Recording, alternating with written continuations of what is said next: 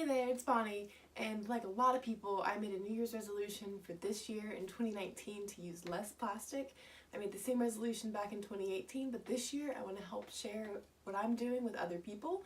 So that's one of the reasons I'm going to start this YouTube channel, so be sure to give this video a thumbs up and subscribe below for more tips on how to reduce your plastic, not only in 2019, but just in your everyday lifestyle. But first, let's get started with 2019. So I know of a lot of people who have made a resolution to use less plastic in their everyday life. If that is you for this year, thank you. And if you're thinking about it, I hope that I can show you some simple ways to make that an easy, attainable New Year's resolution. So let's get started. Alright, so probably my favorite and easiest way to reduce plastic is to carry your own bags to the supermarket. So it's a great alternative to these nasty cheap plastic bags that are not easily recycled. These you often can't recycle with your normal recycling items, and these guys are terrible in the ocean. Sea turtles are choking, whales are dying. Let's leave this behind in 2018. An alternative is to carry your own bags. So this one I like to use for produce. You can fit up to 40 pounds in this bag, and you know, it's pretty cute. Just picture some bananas and apples in there. And here, this is just a standard canvas bag. It's made out of 100% cotton, and this is my favorite canvas bag. I have about 10 of them that I typically keep 2 or 3 in my car so that I always have this on me wherever I go, whenever I'm grocery shopping.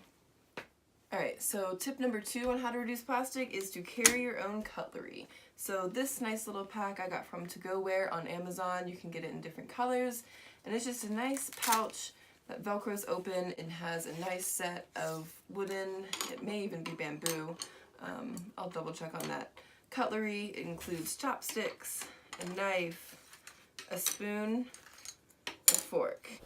And on Amazon, I bought an 8-pack of stainless steel straws, one of which lives with me here to make this a complete set of everything you could possibly need.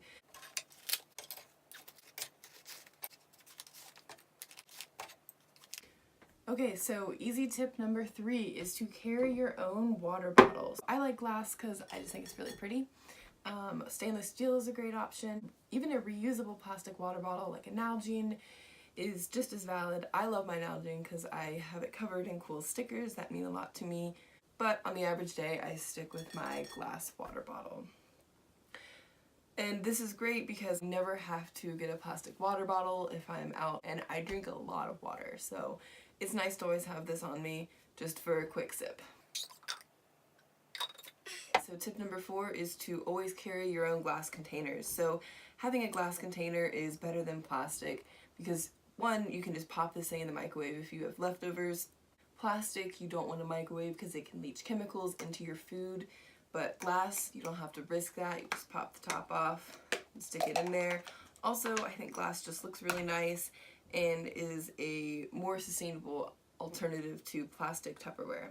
Also, I like to always carry on me this small little bag for snacks or anything that's not that doesn't need to be airtight, can fit into here without having to use a plastic baggie. And for tip number 5 is to use loose leaf tea or whole bean coffee. So I like tea, so I have this little tea steeper that I can put a teaspoon of tea into there and it steeps it. And this is better than using a tea bag because tea bags are often lined with plastic, and again, heat interacting with plastic release harmful chemicals, so I always opt for loose leaf tea. Alright, so tip number 6 is not something I have here on my table, but rather something I have here on my clothes. So what we don't really think about often is what our clothes is made of.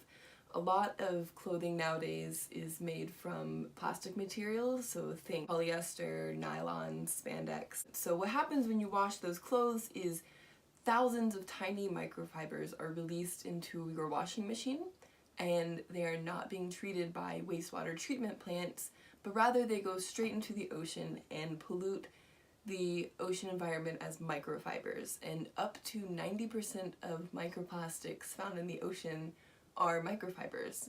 So it's a major polluter of our environment and something that you as a consumer, when you're buying clothes the next time around, you should think about. Tip number 7 is to make things yourself. For example, I like to make my own dry shampoo.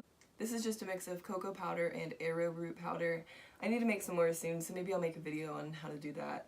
I also like to make my own almond milk, so this tea latte that I have here has some almond milk that I made from fresh almonds. There's so much value in making something at home.